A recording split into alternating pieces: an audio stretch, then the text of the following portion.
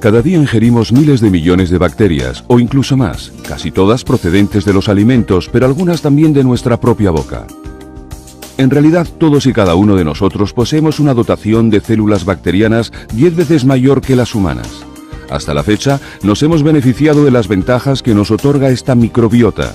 Cada vez más personas toman probióticos, es decir, bacterias que proporcionan beneficios específicos para la salud si se ingieren en cantidades adecuadas. Nos gustaría invitarle a un viaje y mostrarles la vida de dos probióticos bacterianos diferentes introducidos en el organismo a través de un producto lácteo fermentado. Recorran conmigo ahora este viaje por el tracto intestinal y entren en el mundo de los probióticos y la microbiota.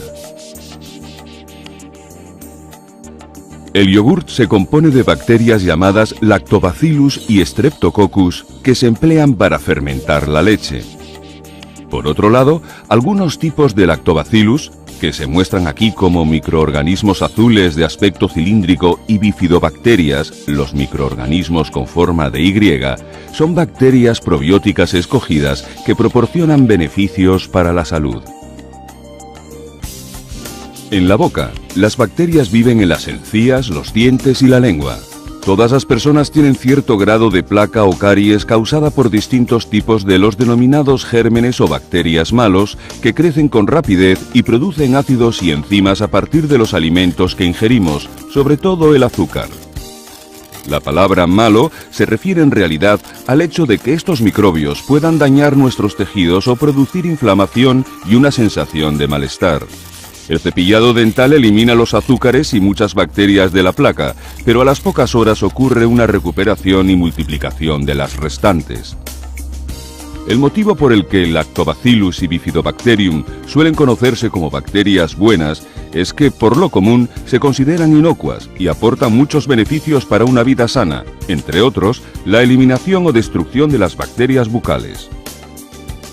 En la mayoría de los casos, los microorganismos de los alimentos se mezclan dentro de la boca y luego alcanzan el transporte para ir al estómago. El estómago no es un lugar particularmente grato. Cuando comemos, produce grandes cantidades de ácido que protege nuestro organismo y ayuda a digerir los alimentos. El ácido destruye muchas bacterias que ingerimos, incluidas muchas de las enzimas de la leche presentes en los productos lácteos. Sin embargo, algunas bacterias, como los probióticos, Lactobacillus y Bifidobacterium, sobreviven a los efectos del ácido gracias a un escudo protector que se ilustra aquí en forma de halo. Esta protección la confieren la leche y los alimentos. Además, estos probióticos abandonan enseguida el estómago con el componente líquido de la comida. Más de la mitad de la población mundial, y en especial en el continente asiático, aloja en su estómago una bacteria llamada Helicobacter pylori. Algunas cepas de esta bacteria son patógenas. La bacteria se adquiere a partir de distintas fuentes. Por ejemplo, se transmite a partir de agua contaminada. La bacteria puede surcar las paredes del tejido y produce ureasa y una toxina que daña las células, causando úlceras dolorosas y a veces cáncer. El tratamiento antibiótico puede curar algunos casos de colonización por Helicobacter, pero hay veces que la bacteria se resiste a la destrucción o retorna una vez terminado el tratamiento. Las bacterias probióticas ayudan a reducir estos Helicobacter, probablemente atacándolos con armas parecidas a los antibióticos llamadas bacteriocinas, o bien desplazándolos de su lugar. No obstante, para entender este proceso se requiere más investigación. Los microorganismos destruidos, las bacterias probióticas y los microbios fermentadores o supervivientes recorren el intestino y entran en contacto con las sales biliares que destruyen muchos de los microbios fermentadores de la leche. Muchos probióticos resisten a estos efectos nocivos, con lo que sobreviven y continúan su viaje. En la etapa siguiente, las bacterias llegan al intestino delgado. Esta región del organismo suele tener una longitud de 9 metros y posee estructuras llamadas vellosidades y microvellosidades que absorben los nutrientes contenidos en los alimentos y crean una defensa importante frente a la enfermedad. El intestino delgado aloja a miles de millones de bacterias, la microbiota, entre otras, bifidobacterias y lactobacilos, que contribuyen decisivamente a nuestra salud al digerir los alimentos, combatir las bacterias malas y modular la respuesta inmunitaria. Quedan muchos aspectos por investigar, como los tipos de bacterias que viven en el intestino, el modo de comunicación entre ellas y el modo en que las percibimos, y también si los probióticos pueden prevenir o aliviar determinadas enfermedades. El organismo dispone de complejos sistemas que vigilan en todo momento lo que sucede a su alrededor y las bacterias o moléculas que lo atraviesan.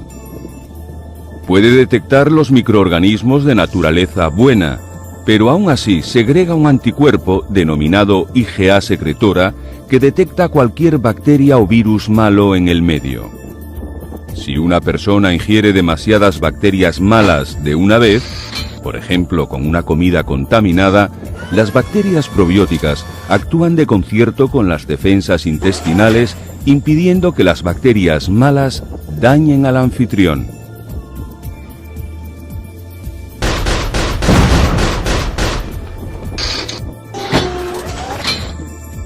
Además de la IgA secretora, el organismo posee enzimas como la lisozima, proteínas diminutas y células asesinas que detienen las bacterias nocivas. Las células calciformes y epiteliales del intestino delgado producen moco, además de factores solubles llamados glucoconjugados que participan en las defensas intestinales. En esta ilustración, el intestino se encuentra, sin embargo, inflamado. El proceso de inflamación y el modo en que es combatido por las bacterias probióticas no está totalmente aclarado, pero trataremos de explicar algunas partes del mismo con dos diagramas diferentes. En este diagrama se muestra una sección transversal del epitelio de la mucosa y algunas células M que se encuentran por primera vez con bacterias y virus y deben decidir si se trata de microbios buenos o malos. Las células M transportan las bacterias hasta las líneas defensivas del anfitrión, entre otras las células dendríticas, los macrófagos, los linfocitos T y B y las células plasmáticas. Las bacterias son detectadas por las células presentadoras de antígenos como las células dendríticas, que emigran y se reúnen con los linfocitos T. Estos maduran después produciendo una respuesta Th1, liberación de citocinas inflamatorias, y L8 o Th2, reacción alérgica, o acaban transformándose en linfocitos T reguladores, mantenimiento de la homeostasis. Cuando el anfitrión detecta bacterias probióticas o buenas, se activan más linfocitos T reguladores que fomentan una mayor tolerancia y homeostasis, reflejada en la producción de TGF-beta e IL-10. Muchas bacterias viven en las microvellosidades y algunas descienden hasta el abismo para encontrarse cara a cara con las células de Paneth. Unas células epiteliales que disponen de gránulos que contienen grandes cantidades de sustancias antimicrobianas naturales, como las denominadas defensinas alfa y lisozima. Cuando las células de Paneth se encuentran con las bacterias malas o las sustancias tóxicas producidas por estas, emiten un geyser que contiene estos gránulos. El problema para el anfitrión surge cuando una serie de bacterias malas se adhiere a la superficie del intestino formando una película biológica, es decir, varias capas de gérmenes. Las bacterias intentan excavar un orificio en la pared, con lo que el anfitrión se expone al riesgo de una infección más grave. Se ha demostrado, en diversos estudios, que algunas bacterias probióticas pueden modificar este proceso al restablecer o mantener una barrera intestinal hermética e impedir que las bacterias malas invadan al anfitrión. Las bacterias probióticas se pueden multiplicar durante su tránsito por el intestino. Algunas se quedan rezagadas durante unos días, pero la mayoría continúa su viaje junto con los alimentos que prosiguen su digestión. Durante este proceso, el anfitrión obtiene sustancias provechosas como ácidos grasos de cadena corta y también desechos de los que necesita desprenderse. Cual multitud emparedada, el intestino grueso está cubierto por más de 500 especies o tipos diferentes de bacterias. Los gases son producidos por la fermentación del alimento. Las personas liberan varios litros de gas al día. Los gases pueden ser inodoros o muy malolientes, en función del alimento y de las bacterias activadas. El intestino grueso, o colon, como suele llamarse, contiene muy poco oxígeno, por lo que la mayoría de las bacterias que aquí viven son anaerobias. La capacidad de las bacterias para percibir el entorno se está empezando a conocer ahora. Los microorganismos emiten sensores moleculares y luego reciben una información que les advierte, por ejemplo, de futuros peligros. En este ejemplo, las bacterias malas han causado una grieta en la pared del colon. Se cree que las bacterias probióticas pueden contrarrestar parte del daño ocasionado al colon. Aunque no se entiendan por completo los mecanismos, los representamos aquí por la recolonización local por las bacterias buenas y los probióticos ingeridos, que frenan la diarrea. Justo cuando parecía que el anfitrión se había recuperado, un poco más abajo en el colon surgen unas bacterias llamadas salmonelas que están atacando a la pared y se multiplican a mayor velocidad que los otros habitantes bacterianos. La salmonela ha tenido que ingerirse en una comida previa. Ahora ya han pasado varias horas y está produciendo un enorme malestar al anfitrión. Los antibióticos se utilizan en algunos casos de intoxicación alimentaria para destruir las bacterias ofensivas malas. Estos compuestos poseen eficacia contra la salmonela, pero no contra los virus. Los antibióticos acuden, en su mayoría, como bombarderos sigilosos desde el torrente sanguíneo, pero algunos provienen también del túnel intestinal. Los antibióticos están diseñados para atacar la pared de la célula bacteriana o sus componentes internos, pero muy pocos diferencian entre los tipos de bacterias.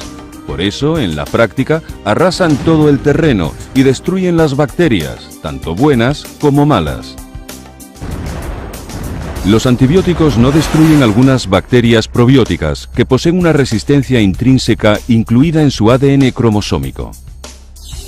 Como se ha demostrado en estudios en seres humanos, las bacterias probióticas contribuyen a reducir el periodo de diarrea.